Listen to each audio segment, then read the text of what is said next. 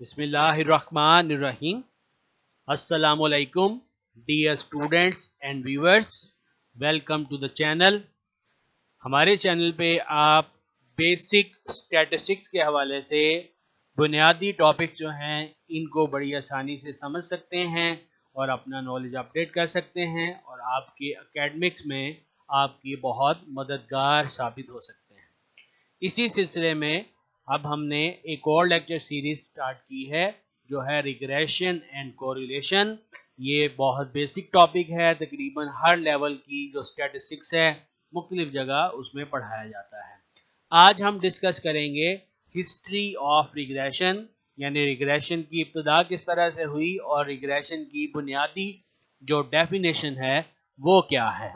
तो आइए हम देखते हैं। सबसे पहले हिस्ट्री ऑफ रिग्रेशन की बात करते हैं। जो टर्म रिग्रेशन है ये फ्रांसिस गैल्टन ने 1886 के अंदर इंट्रोड्यूस कराई थी अपने एक रिसर्च पेपर जिसका नाम था फैमिली लाइकनेस इन स्टेचर। इसके अंदर इसने ये ऑब्जर्व किया कि जो टॉल पेरेंट्स होते हैं उनके सन भी जो है वो टॉल होते हैं और जो शॉर्ट पेरेंट्स होते हैं उनके सन भी जो है वो शॉर्ट होते हैं। उसने इस आइडिया से ये कंक्लूजन लिया और रिग्रेशन का लफ्ज इस्तेमाल किया और रिग्रेस कहा कि जो सन की हाइट है ये रिग्रेस यानी रिवर्ट बैक होती है towards the average height of the population, यानी जो सन्स की हाइट है ये पॉपुलेशन की हाइट की तरफ रिवर्ट बैक करती हैं, यानी फादर्स की हाइट की तरफ जो है ये रिवर्ट बैक करती हैं। इसका जो बेसिक आइडिया है उसको उसने रिग्रेशन का नाम दिया। गैल्टन ने जो यूनिवर्सल लॉ ऑफ रिग्रेशन दिया था इसको कंफर्म किया इसके लास्ट फेलो और दोस्त ने, जिसका नाम कर्ल पियर्सन था। उसने 1000 फैमिलीज का डाटा इकट्ठा किया और डाटा की मदद से जो गैल्टन ने थ्योरी पेश की थी यूनिवर्सल लॉ ऑफ रिग्रेशन उसके बारे में इसने कंफर्मेशन जो है वो की। इसने ये ऑब्जर्व किया और फाउंड किया कि जो एवरेज हाइट होती है उन सन्स की जिनके फादर टाल होते हैं उन सन की एवरेज हाइट फादर की हाइट के मुकाबले में कम होती है, और इस तरह जो एवरेज हाइट होती है उन सन की जिनके फादर शॉर्ट हैं उनकी हाइट अपने फादर की हाइट से जो होती है वो ज्यादा होती है। ये उसने अपनी जो है पेपर के अंदर फाइंडिंग दी। इसने जो रिसर्च पेपर लिखा था उसका नाम था on law of inheritance biometric का। ये बहुत मशहूर जर्नल है रॉयल सोसाइटी ऑफ स्टैटिस्टिक्स के हवाले से। 1903 के अंदर उसने ये पेपर यहाँ पर शाया किया और जो गैल्टन ने थ्योरी पेश की थी पियर्सन ने भी उसको सपोर्ट किया। अब बात कर लेते हैं कि मॉडर्न रिग्रेशन क्या है। लास्टली हमने जो देखा है कि वो तो बुनियादी जो आइडिया रिग्रेशन का आया हुआ। मॉडर्न रिग्रेशन के अंदर अब हम किस तरह से रिग्रेशन को डील करते हैं उसको जरा देखते हैं। It investigates the dependence of one variable, conventionally called dependent variable, on one or more other variables called independent variable, and provide an equation to be used for estimating or predicting the average of the dependent variable from the known values of independent variable. ये investigate करता है relationship dependency को, एक dependent variable की dependency एक या उससे ज्यादा वेरिएबल के ऊपर जिनको हम इंडिपेंडेंट वेरिएबल कहते हैं, और इस डिपेंडेंसी को मापने के लिए हम एक इक्वेशन जो है वो एस्टिमेट करते हैं।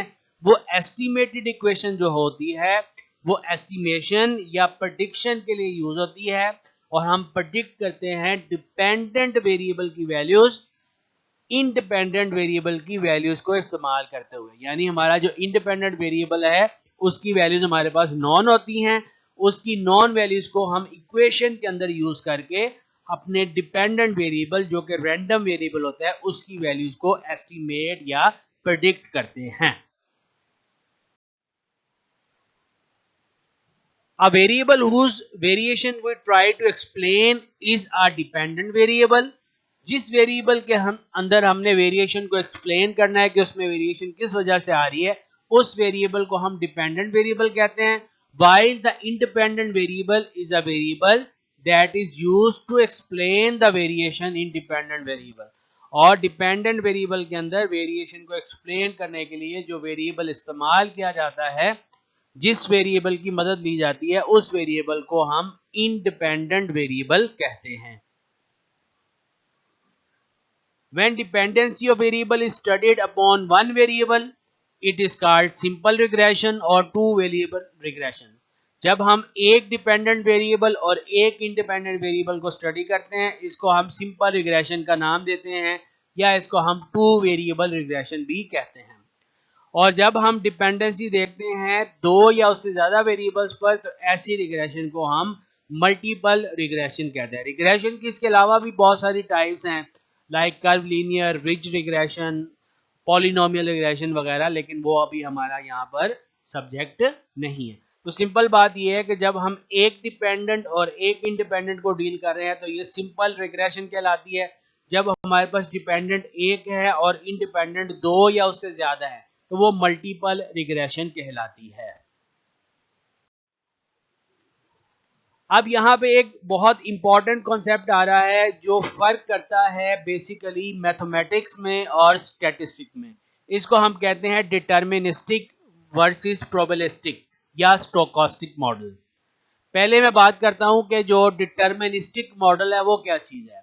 If there is exact relationship between variable such that knowing value of one variable we can have unique value of other, such relation is known as deterministic relationship or mathematical relationship.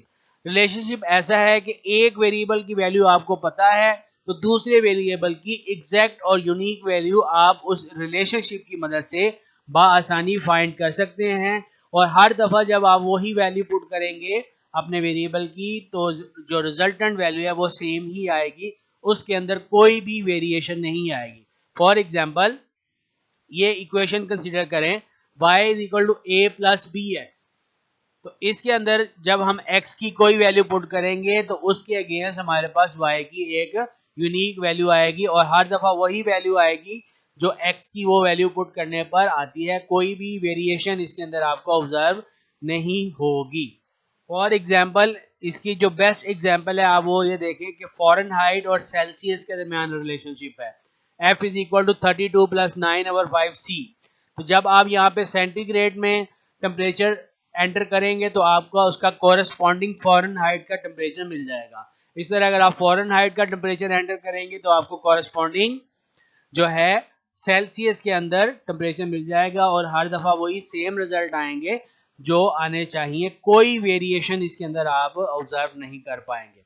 एक और इसकी जो मिसाल है वो ये है, area of circle ये पाई आर स्क्वायर है. तो अगर आपको रेडियस की वैल्यू पता है तो सेम रेडियस के जो सर्कल होते हैं उनका एरिया भी सेम होता है. जब आर की वैल्यू सेम होगी तो एरिया ऑफ सर्कल भी क्या आ जाएगा, सेम ही आएगा. ऐसे मॉडल क्या होता है, ये मैथमेटिकल मॉडल या डिटर्मिनिस्टिक मॉडल होते हैं जिसमें एक वेरिएबल की वैल्यू पता होने पर दूसरे की एग्जैक्ट वैल्यू और यूनिक वैल्यू आप ऑब्टेन कर सकते हैं. ऐसा मॉडल डिटर्मिनिस्टिक मॉडल कहलाता है. अब इसके बरक्स जो दूसरा मॉडल है प्रोबेबिलिस्टिक मॉडल, उसको जरा देखो. If relationship between variable is not exact, we cannot have precisely value of one variable by putting the value of other. Such relationship is known as probabilistic or stochastic or statistical relation. एक variable की value पता होने के बावजूद दूसरे की exact value हमें पता ना चल सके, ऐसा रिलेशनशिप प्रोबेबिलिस्टिक मॉडल कहलाता है. इसकी बहुत सारी हमारी सोशल लाइफ के अंदर एग्जांपल हैं. फॉर एग्जाम्पल पहले एक जनरल एग्जाम्पल देखते हैं कि हमारे पास ये इक्वेशन है y is equal to a plus B x plus e. अब यहाँ पर अगर आप x की कोई वैल्यू पुट करेंगे तो हमें y की यूनिक वैल्यू नहीं पता चल सकती जब तक हमें इस e के बारे में मालूम ना हो. e यहाँ पे एक रैंडम या अननोन एरर है, तो e की वैल्यू पर डिपेंड करेगा कि y की वैल्यू क्या होगी. अगर e 0 हो जाए फिर क्या होगी, e नेगेटिव हो जाए फिर क्या होगी, e पॉजिटिव हो जाए फिर क्या होगी. यानी x की वैल्यू पुट करने पर भी हमें y की एग्जैक्ट वैल्यू नहीं मिलेगी due to this random error. मिसाल इसकी यूं है, for example consider relationship between weight and height of person.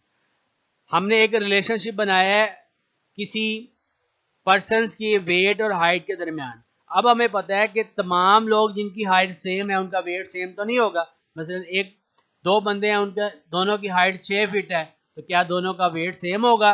बिल्कुल नहीं होगा। लेकिन अगर आप मैथमेटिकल रिलेशनशिप में बात करेंगे तो जब x 6 पुट करेंगे तो y की वैल्यू एक ही आएगी, डिफरेंट नहीं आएगी। जबकि यहाँ पे रियल लाइफ सिचुएशन के अंदर 6 फुट हाइट वाले जो लोग हैं उनकी वेट जो है वो मुख्तलिफ हो सकता है। ऐसा रिलेशनशिप जो है ये क्या है जी? प्रोबेबिलिस्टिक रिलेशनशिप या स्टोकास्टिक रिलेशनशिप भी कहते हैं, या इसको हम स्टैटिस्टिकल रिलेशनशिप कहते हैं। तो यही बेसिक फर्क है हमारे पास मैथमेटिक्स में और स्टैटिस्टिक्स में। मैथमेटिक्स में चीजें एग्जैक्ट चलती हैं, जबकि स्टैटिस्टिक्स में एग्जैक्टनेस नहीं होती, चांसेस ऑफ एरर हमारे पास मौजूद रहते हैं। और फाइनल बात डिटर्मिनिस्टिक और प्रोबेबिलिस्टिक पर। जब डिटर्मिनिस्टिक मॉडल हमारे पास आता है तो जो उसका हम लाइन ऑफ रिलेशनशिप बनाते हैं, उस लाइन ऑफ रिलेशनशिप में हमारे पास फॉर एग्जांपल ये एक लाइन ऑफ रिलेशनशिप बना है, तो तमाम पॉइंट इस रिलेशनशिप लाइन के ऊपर ही फॉल करेंगे। कोई भी पॉइंट इस लाइन ऑफ रिलेशनशिप से नीचे नहीं जाएगा, इधर उधर नहीं जाएगा। ये डिटर्मिनिस्टिक मॉडल है। इसके बरक्स अगर आप देखते हैं एक दूसरा लाइन ऑफ रिलेशनशिप, तो इसमें क्या होगा? इसमें पॉइंट आपको यहाँ इधर उधर जाते हुए नजर आएंगे। वो प्रोबेबिलिस्टिक मॉडल है, जिसमें क्या होगा कि जो ऑर्डर पेयरिंग है इस लाइन के ऊपर के साथ साथ इस लाइन से इधर उधर जो है वो मूव करती हुई आपको नजर आएंगी। ऐसे रिलेशनशिप को हम प्रोबेबिलिस्टिक कहते हैं। ऐसा जिसमें कोई भी स्कैटरनेस ना पाई जाए, बिल्कुल तमाम ऑर्डर पेयर उसी लाइन ऑफ रिलेशनशिप पे या कर्व ऑफ रिलेशनशिप के ऊपर फॉल कर रहे हो, उसको हम डिटर्मिनिस्टिक रिलेशनशिप कहते हैं। जबकि यहां पर क्या होगा कि वो जो है पॉइंट, तो बुनियादी फर्क आपके सामने ये आ गया कि जो डिटर्मिनिस्टिक है उसके अंदर तमाम पॉइंट ऑर्डर पे लाइन ऑफ रिलेशनशिप के ऊपर फॉल करेंगे, कोई भी स्कैटरनेस आपको नजर नहीं आएगी। जबकि यहां पर क्या होगा? x की एक ही वैल्यू के अगेंस्ट लाइन ऑफ रिलेशनशिप पे भी फॉल कर सकता है, उससे कम भी रह सकता है, उससे ऊपर भी जा सकता है। ऐसी स्कैटरिंग जो है हमेशा प्रोबेबिलिस्टिक मॉडल के अंदर हमें देखने में आती है। अब फाइनली जो डिपेंडेंट वेरिएबल है, इसके बहुत सारी टर्मिनोलॉजी इस्तेमाल होती हैं। कौन कौन सी टर्मिनोलॉजी हैं जरा ये देख लें। डिपेंडेंट वेरिएबल जो है ये रैंडम वेरिएबल होता है, इसकी वैल्यू जो है रिसर्चर के कंट्रोल में नहीं होती। इसको हम explained variable, predictand, regressand, response, endogenous, outcome और कंट्रोल वेरिएबल भी कहते हैं। ये सारे इसके डिपेंडेंट वेरिएबल के नाम है। मुख्तलिफ जो बुक्स हैं इनमें से मुख्तलिफ जो है वर्डिंग जो है इस्तेमाल करती है। जो टोटल सारे लिटरेचर के अंदर जो वर्डिंग्स है वो हमारे पास ही है। इसी तरह जो इंडिपेंडेंट वेरिएबल है, इसी तरह जो इंडिपेंडेंट वेरिएबल है, वो वेरिएबल जो होता है वो फिक्स होता है, रिसर्चर के कंट्रोल में होता है, रैंडम नहीं होता। रिसर्चर इसकी वैल्यूज जो है खुद से फिक्स करता है। इसको हम explanatory variable, predictor, regressor, stimulus, exogenous, covariate या कंट्रोल वेरिएबल के नाम से भी जानते हैं। तो ये थी जी आज का हमारा लेक्चर, जिसमें हमने हिस्ट्री ऑफ रिग्रेशन और मेन पॉइंट इसमें हमने डिटर्मिनिस्टिक और प्रोबेबिलिस्टिक मॉडल के अंदर फर्क करना सीख लिया। तो उम्मीद है आपको समझ आ गई होगी। कोई पॉइंट अगर आपको समझ नहीं आया तो कमेंट सेक्शन के अंदर आप आके पूछे। चैनल अगर सब्सक्राइब नहीं किया तो काइंडली चैनल को सब्सक्राइब कीजिए, ताकि आपको नॉलेजेबल वीडियोस जो है नोटिफिकेशन के जरिए मिलती रहे। Thank you very much.